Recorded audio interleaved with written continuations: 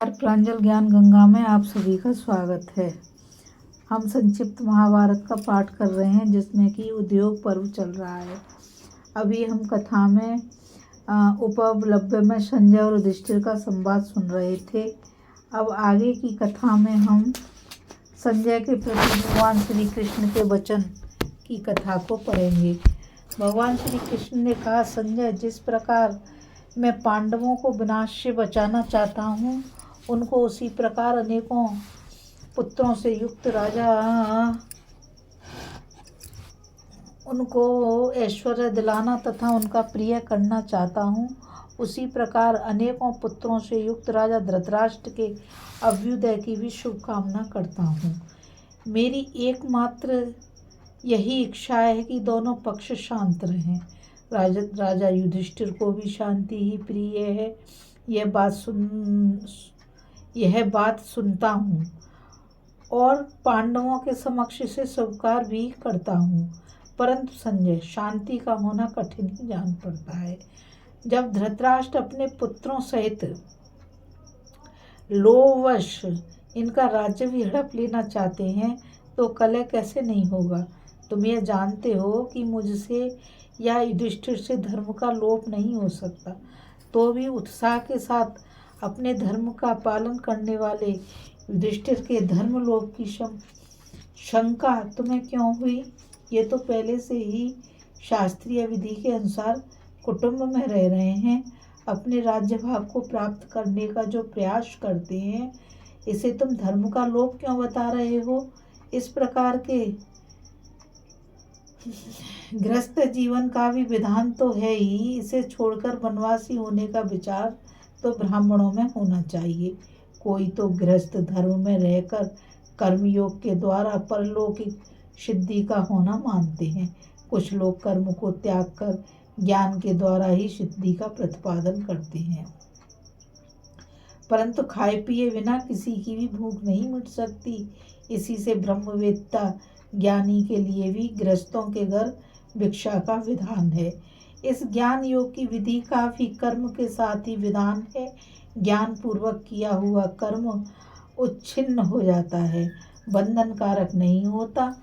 इनमें कर्म को त्याग कर केवल संन्यास आदि को ही जो लोग उत्तम मानते हैं, वे दुर्लभ हैं। उनके कथन का कोई मूल्य नहीं है। संजय, तुम तो संपूर्ण लोगों का धर्म जानते हो भाई। ब्राह्मण, क्षत्रिय और वैश्यों का धर्म भी तुम्हें अज्ञात नहीं है। ऐसे ज्ञानवान होकर भी कौरवों के लिए तुम हट क्यों कर रहे हो? राजा युधिष्ठिर शास्त्रों का सदा स्वाध्याय करते हैं। अश्वमेध और राजसूय यज्ञों का अनुष्ठान भी इन्होंने किया है। इसके सिवा धनुष, कवच, हाथी, घोड़े, रथ और शस्त्र आदि से भी भली भांति संपन्न है। पांडव स्वधर्मानुसार कर्तव्य का पालन करते रहे हैं और क्षत्रियोचित युद्ध कर्म में प्रवृत्त होकर यदि देववश मृत्यु को भी प्राप्त हो जाए तो इनकी वह मृत्यु उत्तम ही मानी जाएगी। यदि तुम सब कुछ छोड़कर शांति धारण करने को ही धर्म मानते हो तो बताओ कि युद्ध करने से राजाओं के धर्म का ठीक ठीक पालन होता है या युद्ध छोड़कर भाग जाने से? इस विषय में मैं तुम्हारा कथन सुनना चाहता हूँ। संजय, पांडवों का जो राज्य भाग धर्म के अनुसार उन्हें प्राप्त होना चाहिए, उसे धृतराष्ट्र सहसा हड़प लेना चाहता है। उसके पुत्र समस्त कौरव भी उसी का साथ दे रहे हैं। कोई भी प्राचीन राजधर्म की ओर दृष्टि नहीं डालता। लुटेरा छिपे रहकर धन चुरा ले जाए अथवा सामने आकर बलपूर्वक डाका डाले, दोनों ही दशा में वह निंदा का पात्र है। संजय, तुम ही बताओ, दुर्योधन और उन चोर डाकुओं में क्या अंतर है?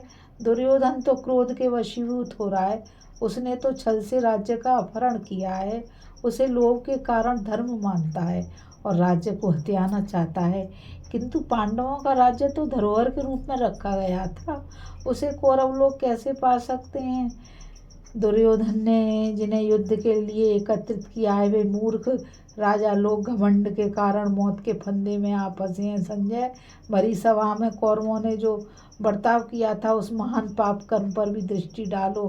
पांडवों की प्यारी पत्नी सुशीला द्रौपदी रजस्वला की अवस्था में सभा में लाई गई थी, पर भीष्म आदि प्रधान कौरवों ने भी उसकी ओर से उपेक्षा दिखाई। उस समय यदि बालक से लेकर बूढ़े तक सभी कौरव दुशासन को रोक देते तो मेरा प्रिय कार्य होता और धृतराष्ट्र के पुत्रों का भी हित होता। सभा में बहुत से राजा एकत्रित थे, परंतु दीनतावश किसी ने भी उस अन्याय का विरोध नहीं किया था। संजय, केवल विदुर जी ने अपना धर्म समझकर मूर्ख दुर्योधन को मना किया था। संजय, वास्तव में धर्म को बिना समझे ही तुम इस सभा में पांडु नंदन युधिष्ठिर को ही धर्म का उपदेश करना चाहते हो। द्रौपदी ने उस सभा में जाकर बड़ा दुष्कर कार्य किया, जो कि उसने अपने पतियों को संकट से बचा लिया। उसे वहाँ कितना अपमान सहना पड़ा।